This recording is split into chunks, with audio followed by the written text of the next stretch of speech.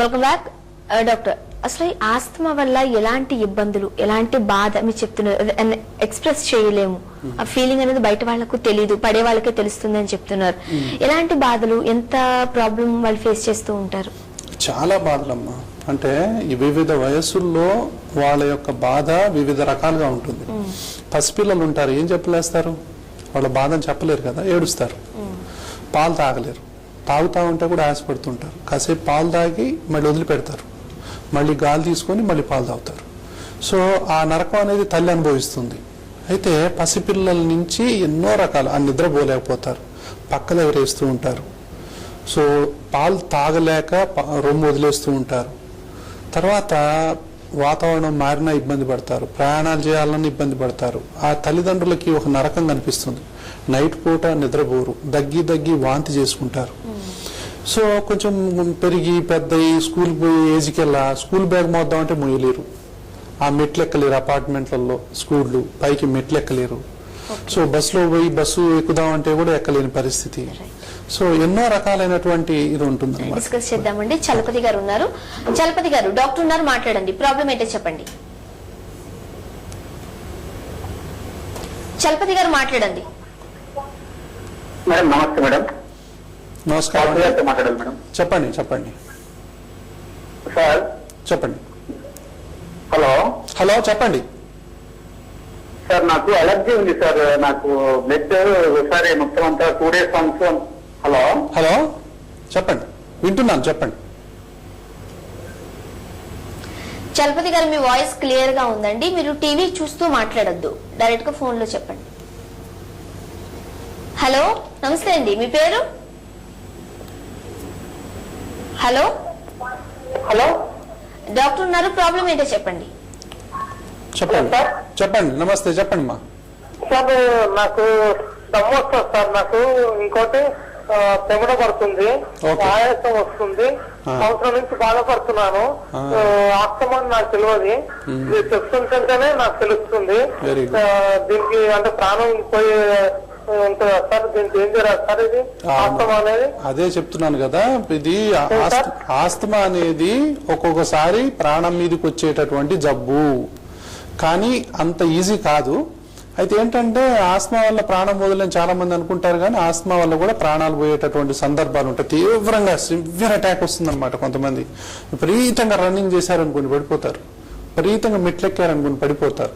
So కాబట్టి ఇలాంటి పరిస్థితి రాకుండా ఉండాలి అంటే జలుబు, దగ్గు, ఆయాసం, తెమడ, గాలి పీల్చలేకపోవటం, వదలలేకపోవటం, పిల్లి కోతులు, ఏదో ఒకటి పడకపోవడం, ఏ పని చేసినా ఆయాసం రావటం, ఈ లక్షణాలు ఉన్నప్పుడు దాని గురించి మదన పడుతూ బాధపడుతూ చెప్పుకోలేక ఉండాల్సిన పని లేదు.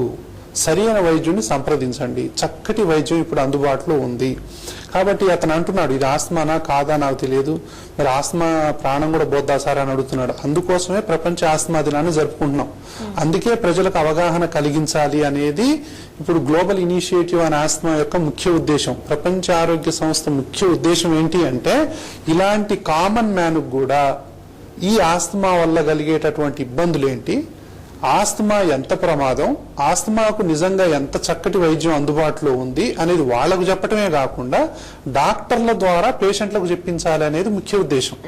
కాబట్టి ఇలాంటి కార్యక్రమాల ద్వారా మీడియా యొక్క దీనివల్ల ఈ కార్యక్రమాల ద్వారా ఇప్పుడు మనం ప్రజల దగ్గరికి వెళ్ళగలుగుతున్నాం. కాబట్టి వాళ్ళు అర్థం చేసుకోగలుగుతున్నారు, దానికి రెస్పాండ్ అవ్వగలుగుతున్నారు. కాబట్టి ఇతనికి నేను చెప్పేది ఒకటే, ఇతను చాలా బాధపడుతున్నాడు.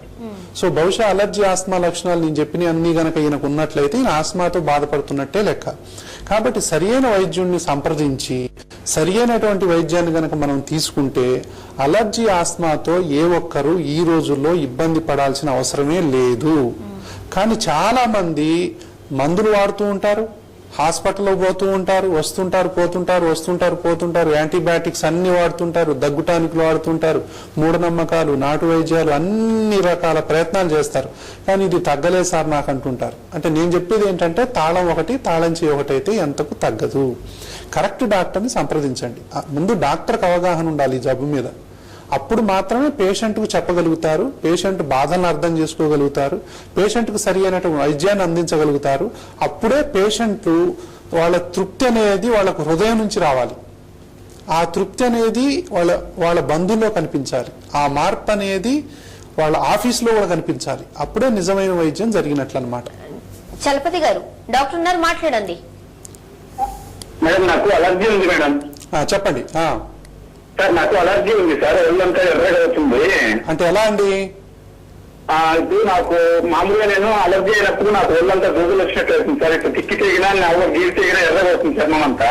ఒకటి. ఇంకా ఇంకోటి సార్, నేను మామూలుగా అయితే సిట్రిజిన్ అనే ఒక టాబ్లెట్ వేసుకుంటాను సార్. అది ఇంతకుముందు అయితే 48 hours పనిచేసేది. ఓకే. అది వేసుకోకుంటే మొత్తం నాకు ఒళ్ళంతా ఎర్రగా అయిపోయి విపరీతమైన బురద, తలలో అంతా నాకు డాండ్రఫ్ ఉంది సార్ తలలో కూడా. అంటే తుమ్ములు, జలుబు, దగ్గు అలాంటివి కూడా వస్తున్నాయా? వస్తాయి సార్, అప్పుడప్పుడు తుమ్ములు కూడా వస్తుంటాయి సార్. దగ్గే ముందు కానీ తుమ్ములు వస్తాయి సార్. మరి మందులు ఏం వాడుతున్నారండి? నేను సిట్రిజిన్ అనే టాబ్లెట్ ఒకటి వాడతాను సార్, అంతే సార్. నేను ఎన్ని సంవత్సరాల నుంచి బాధపడుతున్నారు? ఏం సార్? ఎన్ని సంవత్సరాల నుంచి బాధపడుతున్నారు మీరు? అవును సార్, ఇది దాదాపు నాకు 8 years నుంచి ఉంది సార్. ఇంట్లో నాకు ఎవరికి లేదు సార్, ఇంట్లో ఎవరికి లేదు సార్, నాకే సార్. Okay okay. ఇది అలర్జీ అండి. అలర్జీ అంటే ఏంటంటే మనకు అలర్జీ ముక్కులో ఉండొచ్చు, తుమ్ములు, ముక్కు దిబ్బడేయటం, ముక్కు నీళ్లు గారటం, కళ్ళల్లో ఉండొచ్చు, కొంతమంది కళ్ళు దురద ఉంటాయి, లంగ్స్ లో ఉండొచ్చు. ఇదే ప్రాబ్లం లంగ్స్ లో దిగితే ఆస్తమా అంటాం. అంటే మెట్లెక్కితే ఆయాసం రావటం, పని చేస్తే ఆయాసం రావటం, బరువులు లేపితే ఆయాసం రావటం. ఇదే అలర్జీ చర్మం మీద ఉండొచ్చు, దాన్ని అలర్జిక్ డర్మటైటిస్ అంటాం, ఎగ్జిమా అంటాం. అంటే అలర్జీ అనేది ముక్కులో ఉండొచ్చు, కళ్ళల్లో ఉండొచ్చు, లంగ్స్ లో ఉండొచ్చు, చర్మం మీద ఉండొచ్చు. కారణం మాత్రం ఒకటే. కాబట్టి ఏంటంటే మనం రకరకాల మందులు వాడుతుంటాం. కంటికి ఒక రకం మందు, ముక్కుకు ఒక రకం, చర్మానికి ఒక రకం, లంగ్స్కి ఒక రకం, అన్నిటికీ కలిపి ఒకేటి వైద్యాన్ని మనం అందించవచ్చు.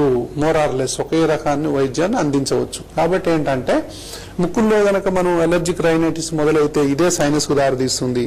ఇదే కొంతమంది ఎడినైట్స్ లాగా, టాన్సిల్స్ లాగా, ఫ్యారింజైటిస్ లాగా, లారింజైటిస్ లాగా, బ్రాంకైటిస్ లాగా మారుతుంది అదే.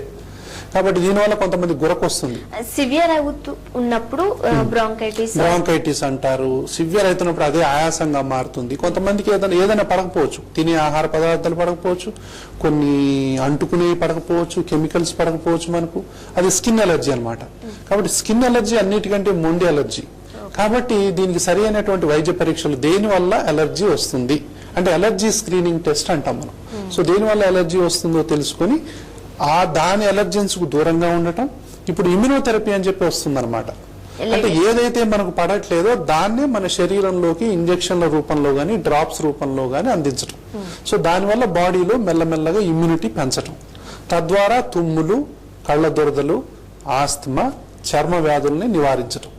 కాబట్టి ముందు ఆ పేషెంట్ని మనం గనక చూడగలిగితే అతను దేంతో బాధపడుతున్నాడు, బాధపడటానికి కారణం ఏంటి, దానికి సరైన వైద్యం ఏంటి మనకి ఇచ్చినట్లయితే ఈ అలర్జీ ఆస్మాతో ఎవరు బాధపడాల్సిన అవసరం లేదు. ఎందుకంటే అలర్జీ పెట్టినంత బాధ ఇంకే వ్యాధి పెట్టదు, బయటికి మాత్రం ఏమీ కనిపించదు. సో బయటికి ఏముంది, తుమ్ములు వస్తే ఏమవుద్ది అంటారు, తుమ్ములు వస్తే ఏమైద్దో ఆ వచ్చేవాడిని అడిగితే చెప్తారు. కాబట్టి కొంతమంది ఆయాసం ఏమైతుంది, బయటికి బాగానే ఉన్నావు కదా అంటారు. వీళ్ళ దురదృష్టం ఏంటంటే, ఈ అలర్జీ ఆస్మా పేషెంట్ల దురదృష్టం ఏంటంటే వాళ్ళ జబ్బు పక్కవాడికి అర్థం కాదు. పక్కవాడికి ఎందుకు, కట్టుకున్న భర్తకు అర్థం కాదు, భార్యకు అర్థం కాకపోవచ్చు భర్తకుంటే. కాబట్టి ఇలా ఎవరు బాధపడాల్సిన అవసరం లేదు. ప్రపంచ ఆస్తమా దినోత్సవం సందర్భంగా ఇప్పటికైనా అలర్జీ ఆస్తమా మీద అవగాహన పెంచుకోండి, సరి అయిన వైద్య నిపుణుని సంప్రదించండి, సరి అయిన మందులు వాడండి, సరి అయిన జీవితాన్ని గడపండి. సో ఉబ్బసం నుంచి విముక్తి పొందడం అనేది ఖాయం. ఎవ్వరూ బాధపడాల్సిన అవసరం లేదు. Right, thank you so much అండి. Thanks for coming. ఇది జీవనరేఖ కార్యక్రమం. చూస్తూనే ఉండండి TV1.